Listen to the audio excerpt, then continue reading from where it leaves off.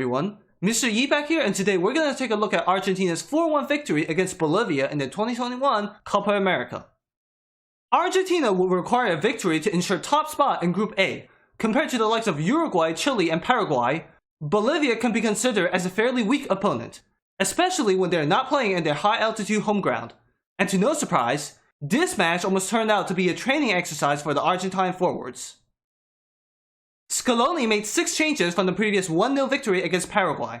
Sergio Aguero retained his striker position supported by Papu, Messi, and Angel Correa. Palacios and Guido Rodriguez formed the pivots, whilst Montiel, Pezzella, Lisandro Martinez, and Acuna formed the back line. Scaloni's personal favorite, Franco Armani, finally gets his first game of the competition after being tested positive for COVID-19. One of Argentina's most significant improvements under Scaloni's regime was Messi is no longer looked upon as the savior of the team 24/7.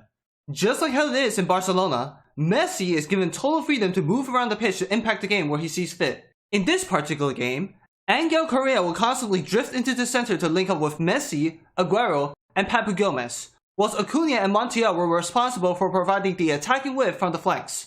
But unlike Papu, Correa didn't show too much interest in drifting out wide, causing Argentina's attack on the right-hand side to be quite non-existent. When Argentina are not in possession, Papu and Correa will track back to form a 4-4-2 formation. A big shout out to the Real Betis man Guido Rodriguez, who contributed 3 tackles, 3 interceptions, and a 96% pass success rate. Argentina started out strong as usual. Just 3 minutes into the game, Marcos Acuna provided a brilliant through pass to Papu Gomez, forcing the keeper Lampe to make a double save against Aguero and Correa. This match is another example of Acuna's difference with Tagliafico in the left-back position. His vision, physicality, and offensive awareness allows him to single-handedly improve Argentina's attack on the left-hand side by at least 1 level, especially when Nicolas Gonzalez isn't in the starting lineup. However, we should also take note that Acuna's defensive performance on the day was poor. This can be a big problem for Argentina as they progress in the tournament.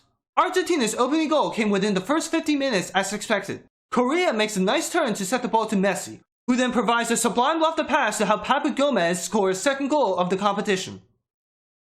Bolivia, without home advantage, looks significantly less dangerous. They would normally drop into a 4-4-2 formation to defend when they are not in possession, and perhaps starting seeing our lack of threat on the right-hand side, they focus more on congesting the center and defending their right flank. And they did succeed in holding Argentina off from a second goal until the 33rd minute. But due to Argentina's intensive pressing, they were unable to create any big chances on the counter. As a result, Bolivia was only able to muster 1 long-range effort in the first half, which was saved by Armani. Argentina finally got their second goal through a Messi penalty when Papu Gomez was taken down inside the box by Diego Bejarano. Papu Gomez was later substituted by Julian Alvarez. The Seville man played an admirable game. Not only did he open the scoreline and got his team a penalty, he also contributed 3 tackles in the mere 56 minutes he was given. And 3 minutes before halftime, Argentina sealed the game when Aguero provided a brilliant lofted pass to his soulmate, allowing Messi to score his second goal of the game. The Barcelona number 10 once again produced an admirable performance with 2 goals, 1 assist, 1 key pass, and 8 successful ground duels. Argentina showed no intentions of holding back after the second half kicked off. They continued to commit numbers forward but ran into similar traffic as they did in the first half. Bolivia eventually pulled one back when Lionel Justiniano provided a low cross to Erwin Saavedra, who places the ball into the top corner before Armani could react. But Argentina restored their 3-goal lead within 5 minutes through a Lautaro Martinez goal. Once again, Acuna played a big part in it by providing a dangerous cross that eventually fell to Martinez, and the Inter Milan forward finally gets his first goal of the competition. A big shout out to the Bolivian keeper Carlos Lampe, who made 9 saves in the game.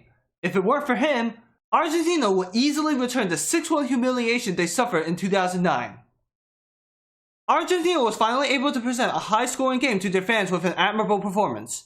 Throughout the past 3 games, Scaloni's team has been steadily improving on both ends of the pitch.